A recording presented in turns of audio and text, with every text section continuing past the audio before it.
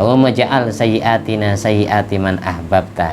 Ya Allah, jadikanlah maksiatku, amal jelekku sama seperti amal jeleknya orang-orang yang kau cintai. Wala taj'al hasanatina hasanati man abghadta. Jangan kau jadikan amal baikku, amal ibadahku sama seperti amal ibadahnya orang-orang yang kau benci. Fal ihsan la yanfa'u ma'al budhi minka. Karena kebaikan tidak akan ada artinya manakala engkau membenciku. Wal isa'ah la yadurru ma'al hubbi minka. Dan amal jelek, kejelekan tidak akan ada mudaratnya manakala engkau tetap mencintaiku. Ini rayuannya wali Allah yang bernama Syekh Abu Hasan Ali bin Abdul Jabbar Asy-Syadzili.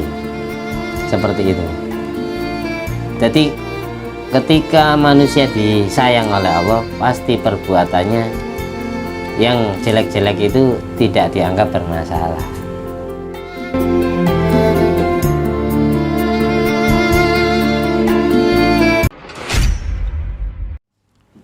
Assalamualaikum warahmatullahi wabarakatuh.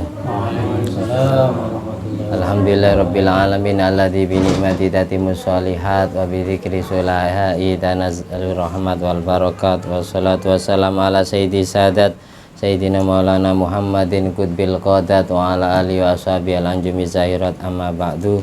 Allahumma sholli ala ruhi sayyidina Muhammadin fil arwah wa ala jasadi fil ajsad wa ala qabri fil kubur wa ala alihi wasallam. Monggo sarang-sarang baca tahiyat. At-tahiyatul mubarakatus shalawatut thayyibatu lillah. Assalamu alayka ayyuhan nabiy wa rahmatullahi wa barakatuh. Assalamu alayna wa ala ibadillahi sholihin. Ashhadu an la ilaha illallah wa ashhadu anna muhammadar rasulullah. Allahumma salli ala sayyidina Muhammad wa ala ali sayyidina Muhammad kama sallaita ala sayyidina Ibrahim wa ala ali sayyidina Ibrahim wa barik ala sayyidina Muhammad wa ala ali sayyidina Muhammad kama barakta ala sayyidina Ibrahim wa ala ali sayyidina Ibrahim bil alamin innaka Hamidum Majid. Kita melanjutkan cerita-cerita ulama-ulama yang sudah sukses menjadi orang alim dan menjadi kekasih Allah. Di antaranya cerita yang ketiga, qalu inna sayyidana Abdurrahman bin Ali yukarriru lawhahu qabla qiraati ala syekh khamsa wa isrina marrah. Diceritakan bahwa Sayyid Abdurrahman bin Ali al-masyhur mengulang-ulangi kitab yang dibaca, mengulang-ulangi buku pelajarannya sebelum membaca kitab kepada gurunya, diulangi 25 kali. Juga diceritakan pula karena Syekh Abu Ishaq As-Syirazi rahimahullah ta'ala yukarrirud darsa alfa marrah. Kalau mengulangi pelajaran yang sudah didapat setelah ngaji diulangi 1000 kali. Wa Sayyidi Ahmad ibni Zain al-Habsyi khamsa wa isrina marrah. Kalau Sayyid Ahmad bin Zain al-Habsyi diulangi 25 kali. Juga diceritakan pula kanal Habib Muhammad bin Husain al-Habsyi daripada pengarang Maulid Simtud-Duror, orang tua daripada orang yang diholi di Solo. Dan khol Solo itu Habib Ali bin Muhammad bin Husain al-Habsyi yang makamnya ada di Kota Sewon, Hadramut, Provinsi Hadramut, negara Yaman. Tapi rame holnya di Solo. Ini orang tuanya ini. Habib Muhammad bin Husain al-Habsyi, beliau mengatakan ma indahu ilmun. Beliau tidak mempunyai ilmu. Wa kana sababu talabihi, faktor penyebab beliau kenapa kok menuntut lil ilmi, kepada ilmu, annahu khataba bintal Habib Muhammad bin Qutban. Suatu saat orang tua Habib Ali pengarang Simtud-Duror itu melamar putri seorang Habib yang cantik yang bernama Habib Muhammad bin Qutban. Faqala lahu, lalu Habib Muhammad bin Qutban bilang kepada calon mantunya yang melamar anaknya, la uzawwiju banati ala rajulin ami.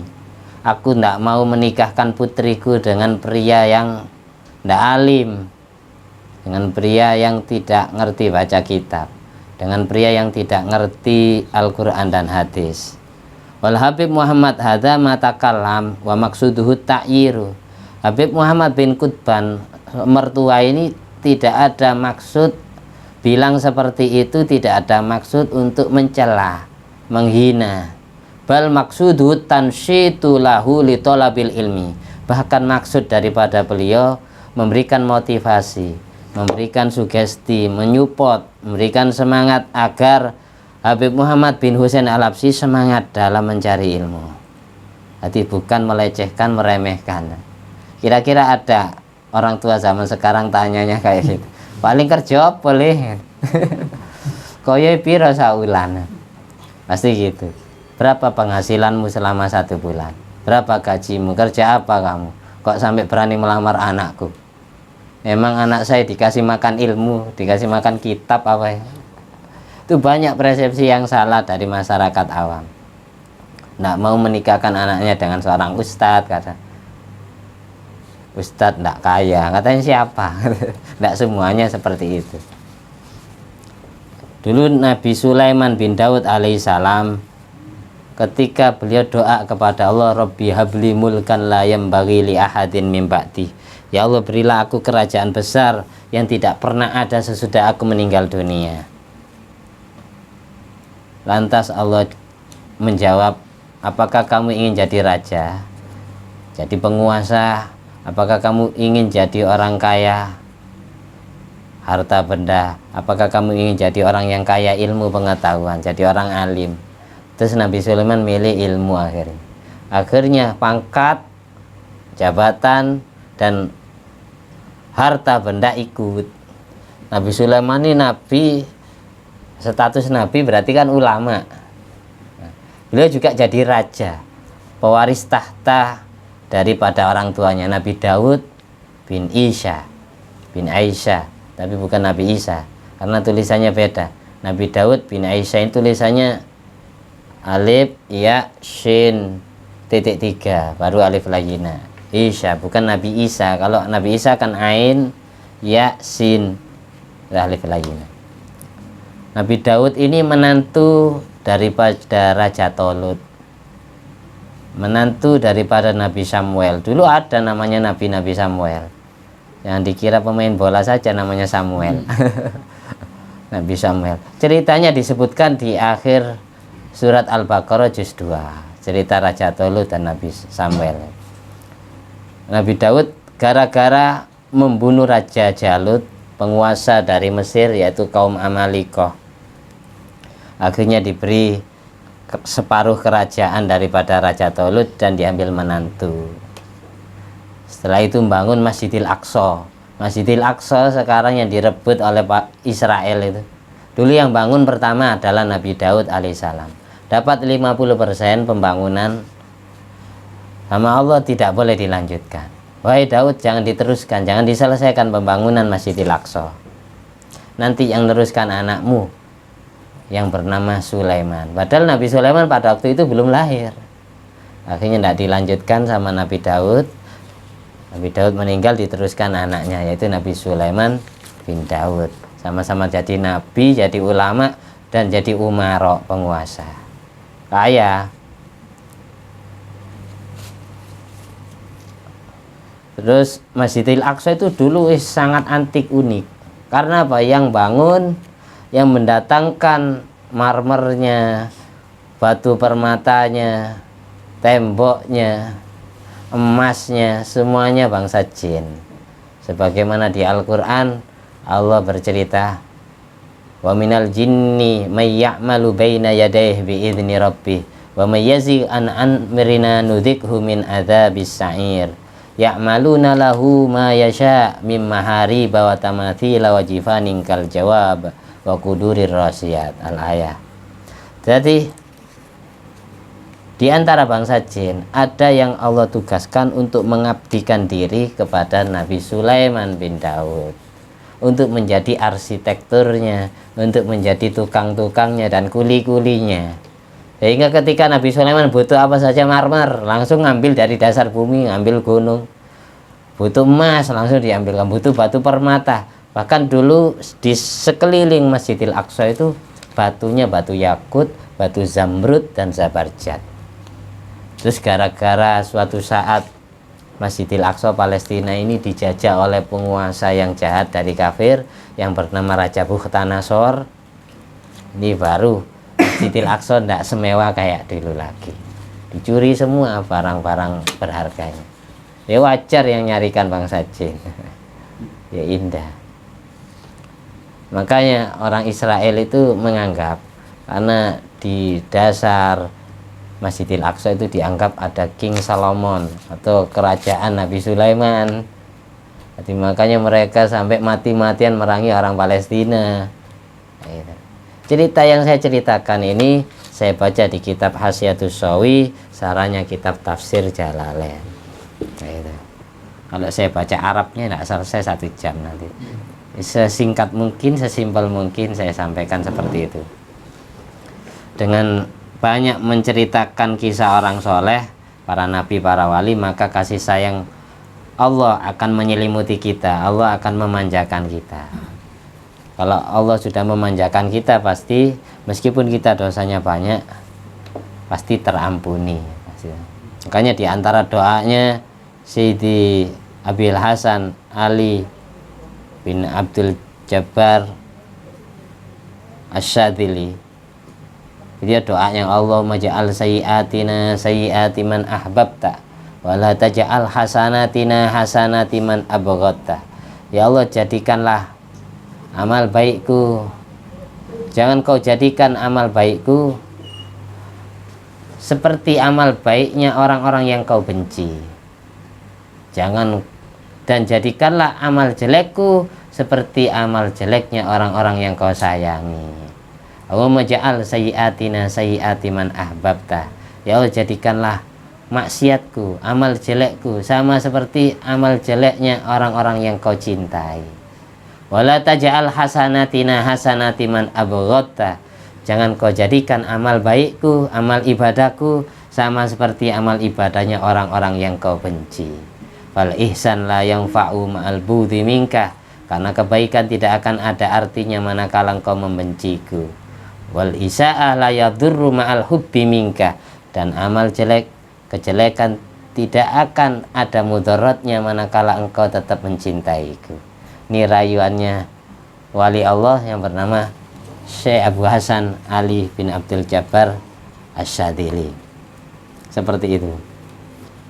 Jadi ketika manusia disayang oleh Allah, pasti perbuatannya yang jelek-jelek itu tidak dianggap bermasalah, karena sudah dapat fadl Allah.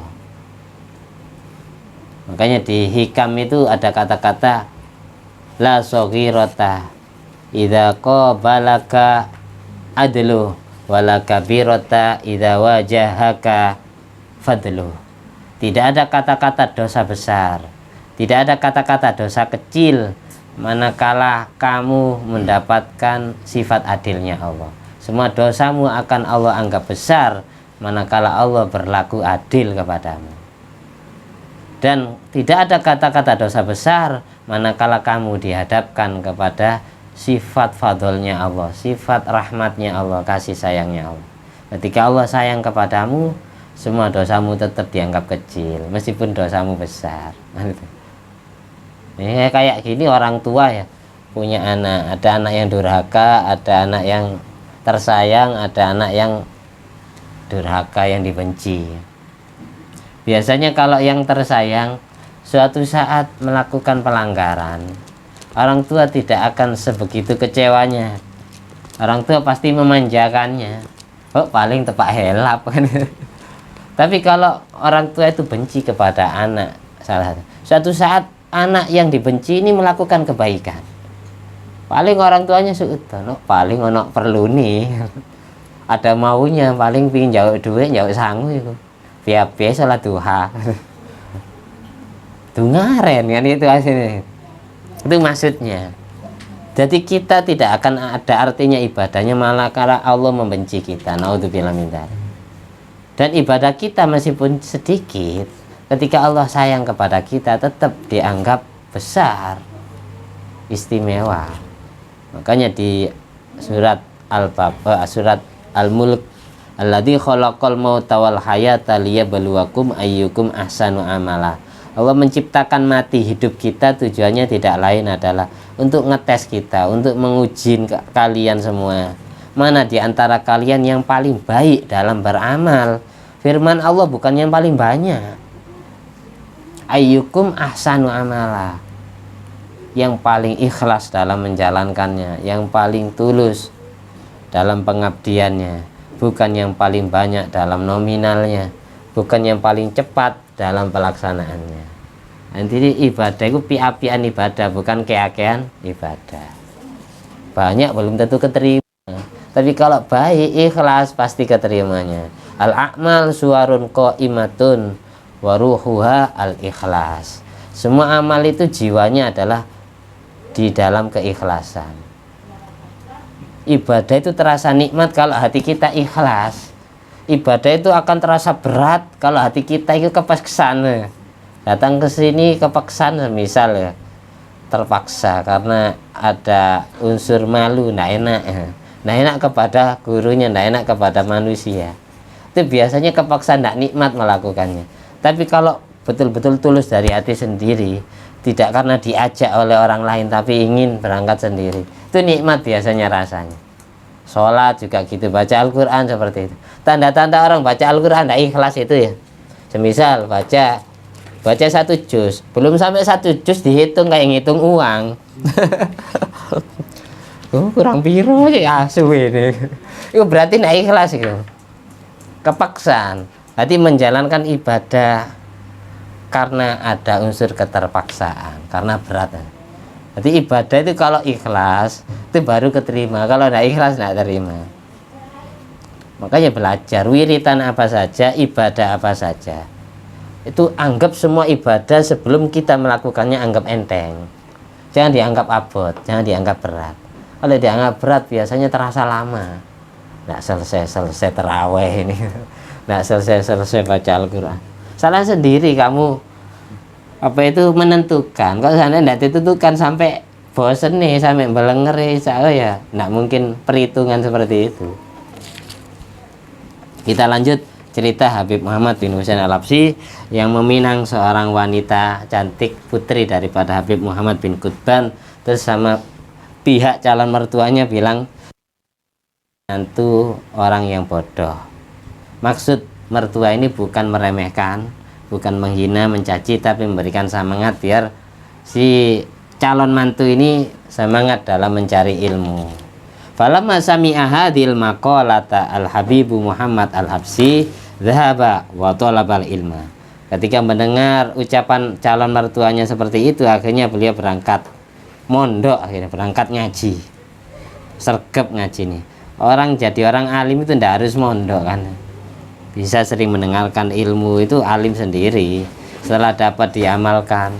Fa akhadha katsiran minal ulum minat tafsir wal hadis wal fiqhi wa ilmil adab wa ghairi dzalik. Semua ilmu beliau kaji, baik ilmu tafsir, ilmu hadis, fikih, ilmu sastra. Ilmu adab itu ilmu sastra, kayak ilmu balaghah, ilmu nahwu dan seterusnya. Wa balagha ma balaghun 'aziman fil ilmi, sehingga beliau mencapai derajat tinggi dalam ilmu. Hatta sora muftian fil Hijaz, sampai Habib Muhammad bin Husain Al-Habsyi menjadi seorang mufti, orang yang ahli fatwa di tanah Hijaz, Yaman. Wa akhadha anul Habibu Muhammad bin Qutban ilmal alat, bahkan calon mertuanya itu ngaji kepada calon mantunya. Ini jarang ditemukan. Sampai mertua ini ndak gengsi ngaji ke mantu, ini jarang. Biasanya mertua itu sok, rata-rata mertua itu sok karena menjadi orang tua. Moro tua itu moro-moro dadi wong tua, ndak ikut melahirkan. Akhirnya moro tua, mertua. Rata-rata mertua itu gengsi meskipun anaknya itu alim, gengsi ngaji ke anak. Tapi Habib Muhammad bin Qutban ini luar biasa tawaduknya beliau, karena beliau merasa ilmunya kalah dengan calon mantu, sampai ngaji ke mantunya. Hanya diambil menantu, singkat cerita. Kita lanjut cerita berikutnya, masih 18 menit. Nggak usah suwe-suwe ngaji nih. Yang penting pertanyaannya yang lama. Karena yang orang-orang yang kita ceritakan yang jelas kekasih Allah semua. Kita biar dapat barokahnya beliau. Kalau tidak kita sendiri yang alim, besok anak kita atau cucu kita yang alim. Kalau tidak kita sendiri yang jadi kekasih Allah, besok anak kita atau cucu kita yang jadi wali Allah gitu. Yang jelas gitu. Kalau kita semisal di atas kita ada kekasih Allah, mbah-mbah kita ada yang jadi wali, bapak kita ya. Kita bisa jadi wali karena kecipratan barokah doanya mbah-mbah. Ketika di atasnya tidak ada, kita berusaha jadi sendiri. Biar anak cucu kita kecipratan barokah kita. Kalau kita tidak sanggup, maka anak atau cucu kita yang jadi orang hebat. Doanya gitu. Biar bisa mensyafaati orang tuanya. Kok jangan putus asa, ngaji dan terus memperbaiki diri. Sekarang bulan Rajab, bulannya istighfar. Rajab syahrullah, wa Sya'ban syahri, wa Ramadan syahru ummati. Rajab itu bulannya Allah. Berarti memperbanyak hubungan dengan Allah dengan mohon ampunan, istighfar. Sya'ban bulanku, bulannya Nabi Muhammad SAW. Karena apa? Perintah baca sholawat. Perintah baca sholawat itu amin lewat tamburi, Mam. Lewat tamburi. Nah. Untuk tentang wingking, Mam.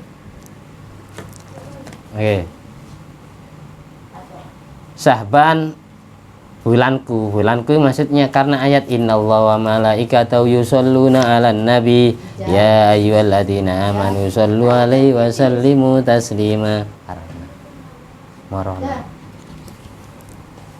Nah, kerungu.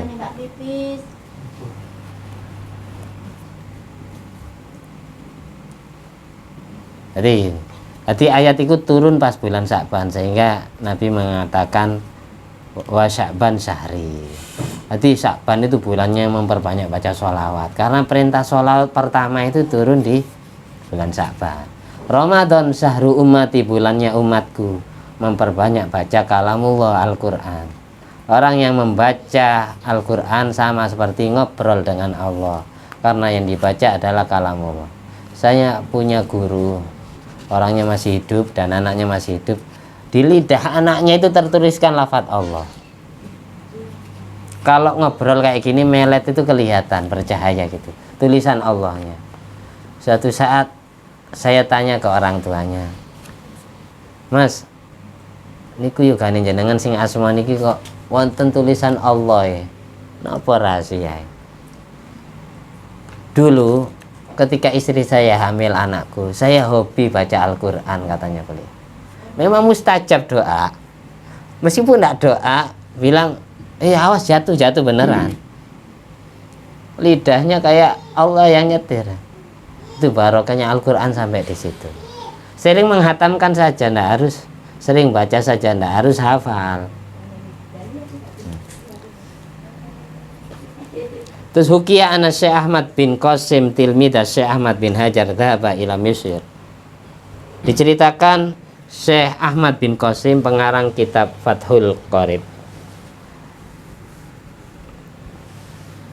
Kalau kitab takribnya pengarang Syekh Abi Suja. Abi Suja ini makamnya ada di dekat makam Rasulullah SAW, Syekh Abi Thayyib. Kalau Syekh Ahmad bin Qasim makamnya ada di negara Mesir. Beliau berguru, berangkat ngaji ke negara Mesir. Beliau pernah ngaji ke Ibnu Hajar Al-Haytami. Makamnya juga ada di Mesir. Wa kana yahduru madaris Syekh Muhammad Samsuddin Ar-Ramli. Beliau hadir ke madrasahnya atau ke sekolahannya Syekh Muhammad Samsuddin Ar-Ramli. Imam Ramli dalam mazhab Syafi'i itu ada dua. Ada Syekh Muhammad Samsuddin Ar-Ramli, ada Syekh Ahmad Syihabuddin Ar-Ramli. Ahmad Syihabuddin Ar-Ramli bapaknya, anaknya Syekh Muhammad Samsuddin Ar-Ramli. Biasanya di kitab-kitab besar disingkat. Kalau sudah singkatannya Mimro, itu yang dimaksud anaknya, Muhammad Samsuddin Ar-Ramli. Jadi kalau singkatannya Rokmim, itu bapaknya berarti Ahmad Syihabuddin Ar-Ramli. Jadi sudah jadi kaidah dasar nama di dalam Arab. Kalau Syihabuddin ini gandengannya dengan Ahmad. Kalau Samsuddin ini gandengannya dengan Muhammad. Kalau ada orang namanya Muhammad Syihabuddin, ini tidak tahu kaidah Arab berarti. Atau Ahmad Samsuddin, ini keliru tatanannya. Itu ada di kitab Mu'jamul Latif, ketentuannya seperti itu. Berarti ini berguru kepada anaknya, ngaji wa yubahitsuhu hatta inna Syekh Ar-Ramli yutali'u kasiran. Sampai Syekh gara-gara punya santri dari yang bernama Ahmad bin Qasim ini, Syekh Samsuddin Ar-Ramli, kiainya ini, sampai sering mutola'ah kitab, sering belajar kitab. Gara-gara muridnya ini sering tanya, kewalahan jawabnya. Sampai hampir ilmu beliau ini dihabiskan oleh murid baru, santri baru mondok yang bernama Syekh Ahmad bin Qasim. Sampai Syekh Samsuddin Ar-Ramli ini, singkat cerita, beliau melupakan segalanya, melupakan keluarganya, anaknya tidak direken, istrinya tidak direken, orang tuanya tidak direken. Sinau tak belajar tak.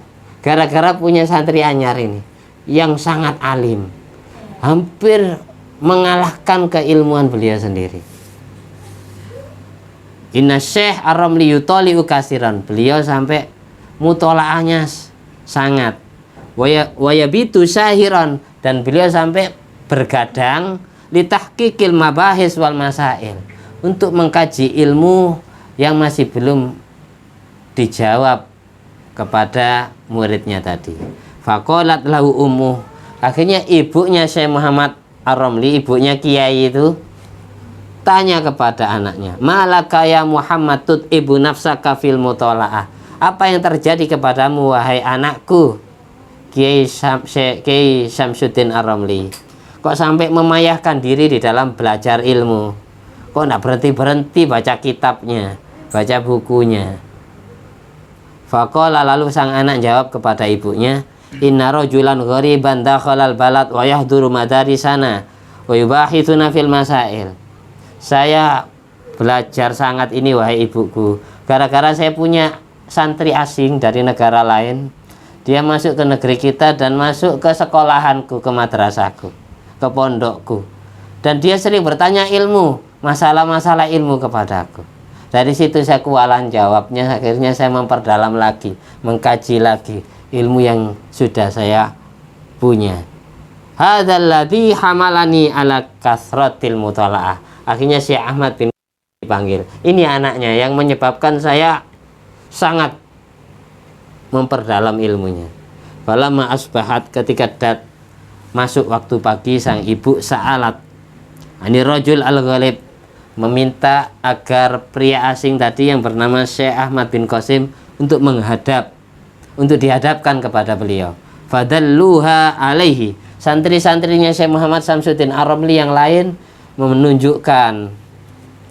memanggil rajulun gharib, pria asing tadi yang bernama Syekh Ahmad bin Qasim itu untuk menghadap kepada ibunya sang kiai, bahasanya gitu. Wajaat ilaihi, lalu ibunya Syekh Muhammad Samsuddin Ar-Ramli datang menemui Ahmad bin Qasim, santri baru itu. Anta mamnu'un min huduri madarisi walidi Muhammad. Kamu saya larang mondok di sini lagi. Sudah, kamu pergi dari pondok anakku. Anakku sampai tidak makan, tidak tidur gara-gara punya santri kamu ini. Wa hadza minha rahmatul abawain. Ini semua bukan karena saya benci kepadamu wahai pemuda, karena ini sebagai bukti kalau saya masih sayang kepada anakku Muhammad Samsuddin Ar-Ramli. Meskipun dia jadi kiai besar, tapi dia tetap anakku. Kiaimu kewalahan, tidak makan, tidak tidur gara-gara punya santri kamu, sampai ilmunya hampir habis. Sudah, kamu mondok ke tempat lain. Sampai diusir gara-gara terlalu alim. Sekarang kan enggak, diusirnya gara-gara melakukan pelanggaran, mengecewakan kiainya. Itu. Masih dilanjut, setengah satu sudah. Ini sudah 28 menit. Kita teruskan. Kanal Habib Idris bin Umar Al-Labsi nafa'allahu bihi yurwa ani Syekh Zakaria Al-Ansari annahu asa nahwa mi'ati sanatin. Diceritakan Habib Idris bin Umar Al-Labsi, beliau meriwayatkan hadis, meriwayatkan hadis dari gurunya bernama Syekh Zakaria Al-Ansari. Makamnya beliau ada di Mesir. Syekh Zakaria Al-Ansari hidup sekitar 100 tahun. Kalau di kitab Sarqawi 120 tahun. Jadi ketika umur 100 matanya beliau buta. Wa annahu kana fi sinil kibar. Pada waktu Habib Idrus bin Umar Al-Habsyi berguru kepada Abu Zakaria Al-Ansari, pada saat itu si Abu Zakaria Al-Ansari sudah berumur tua renta. Yudarrisu mahfudhatihi, tapi bisa mengajarkan semua kitab yang dihafal oleh beliau, jami'ah keseluruhannya, min jami'il funun, dari semua mata pelajaran, hatta matnil ajurmiyah, sampai matan kitab ajurmiyah, kitab nerangkan nahwu, min syiddati mahabbatihi, karena sangat sayangnya beliau, wa inayatihi lil ilmi, dan sangat perhatiannya beliau kepada ilmu. Padahal matanya buta, masih bisa menghafal semua ilmu di usia tuanya. Jadi 20 tahun buta. Umur 100 buta, 120 meninggal dunia. Si Abu Zakaria Al-Ansari diceritakan butanya gara-gara ditinggal mati anak yang disayangi, yang diprediksi akan mewarisi ilmu beliau. Meninggal dunia, terus beliau nangis terus. Kayak ceritanya Nabi Yakub kehilangan Nabi Yusuf, sampai matanya buta. Air matanya habis, darah yang keluar sampai buta. Seperti itu. Kekasih Allah. Tapi sebelum beliau buta, beliau didatangi kakek-kakek tua di malam hari. Syekh Zakaria ini kalau malam hari ya, karena beliau kan yatim piatu, kalau perutnya lapar nyari kulit semangka, ngumpulkan kulit semangka. Kan beliau mondoknya di Al-Azhar, jadi santri-santri yang bekas makan semangka kulitnya dibuang, kulitnya itu dicari lagi di malam hari, dicuci dan dimakan.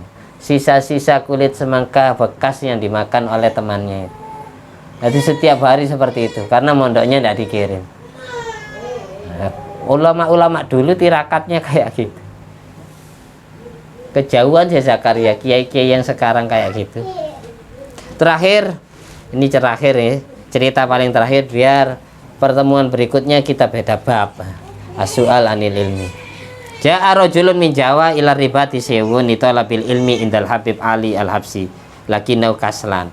Ada pria dari Pulau Jawa, yang jelas maksudnya adalah dari Indonesia, mondok ke Yaman, ke daerah Sewon, untuk menuntut ilmu kepada Habib Ali bin Muhammad bin Husain Al-Habsyi. Tapi santri dari Pulau Jawa ini pemalas orangnya. Waktunya ngaji, tidak ikut ngaji. Waktunya ibadah, tidak ikut jamaah. Turut dok penggawean.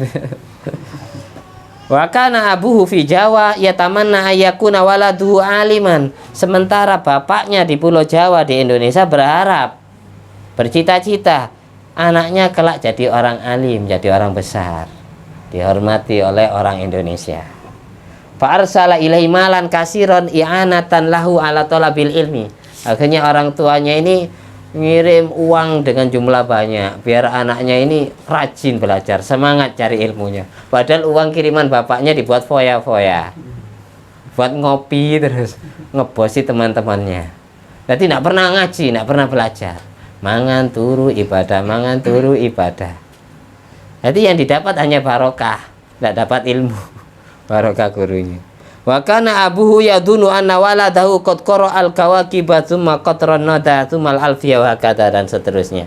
Sementara orang tuanya di Jawa, di Indonesia, mengira anaknya sudah banyak khatam, sudah banyak kitab ini itu dan seterusnya, semuanya dihafal dan dipelajari. Wis anakku alim, ya rugi aku ngirimi, katanya orang tuanya. Bertahun-tahun dipondokkan ke luar negeri. Falamma madha khamsu sinina au aksa roja al walad.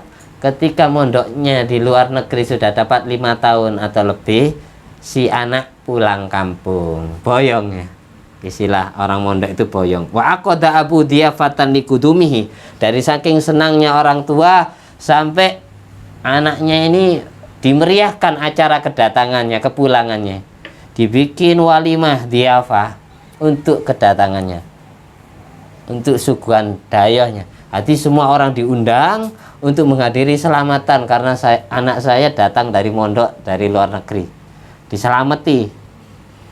Wada'an nasa ilaiha, orang-orang banyak diundang untuk menghadiri pesta itu, selamatan untuk anak yang baru mondok, pulang pondok. Fa'amaruhu ayatakallama fala yakdir. Terus orang-orang yang hadir semuanya haus ilmu, berharap agar si sang anak mengeluarkan satu kata ilmu, 2 ilmu, 3 ilmu.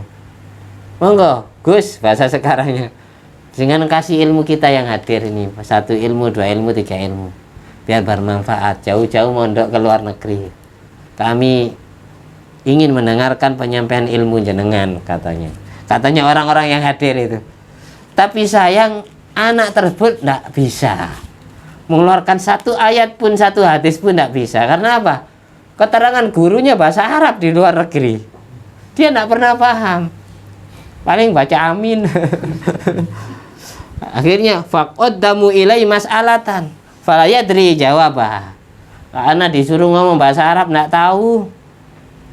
Akhirnya diajukan permasalahan ilmu dengan bertanya bahasa Jawa, bahasa Indonesia, tapi juga gitu, tidak ngerti jawabannya. Saya tidak paham jawabannya. Orang tuanya semakin malu. Fa'arafu hina idin annahu jahilun. Akhirnya semua orang yang hadir sudah yakin hatinya kalau anak ini bodoh, tidak berilmu.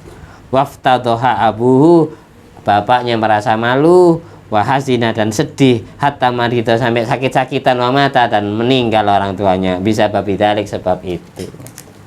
Jadi kesimpulannya, mondok itu tidak harus jauh-jauh. Jadi orang alim itu tidak harus jauh-jauh. Oh, di negara kita kayak orang alim kok ngapain ke luar negeri? Yang di luar negeri ngambil sanad ke Indonesia.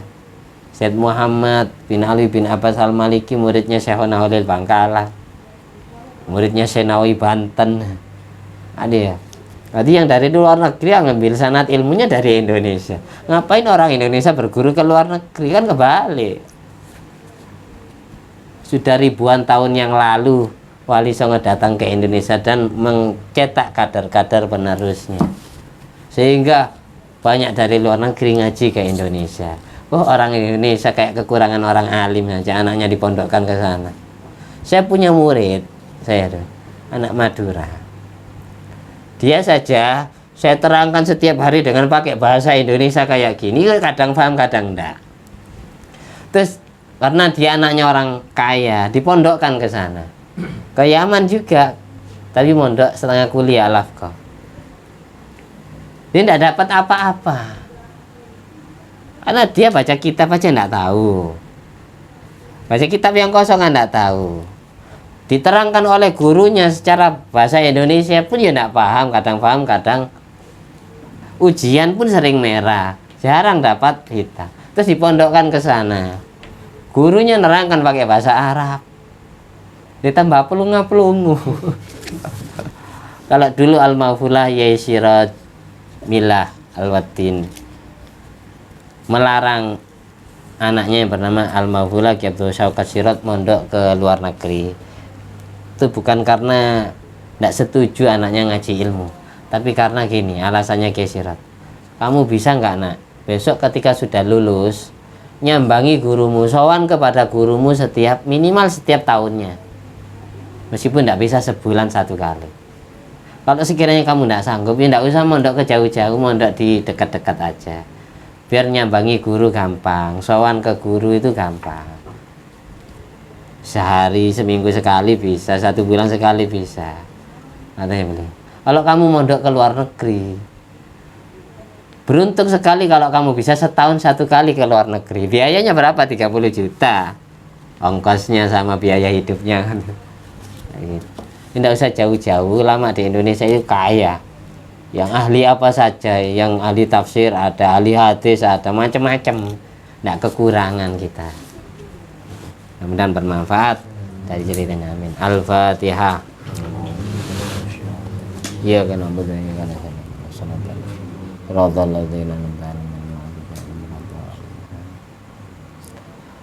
Allahumma sholli ala sayyidina Muhammad wa ala ali sayyidina Muhammad. Alhamdulillah alladzi at'amani hadzal ilma wa razaqanihi min ghairi haulin minni wala quwwatin bi fadli subhana rabbika rabbil izzati amma yasifun wa salamun alal mursalin walhamdulillahi rabbil alamin bi fadli subhanakallahumma wa bihamdika asyhadu an la ilaha illa anta astaghfiruka wa atubu ilaik. Wassalamualaikum warahmatullahi wabarakatuh.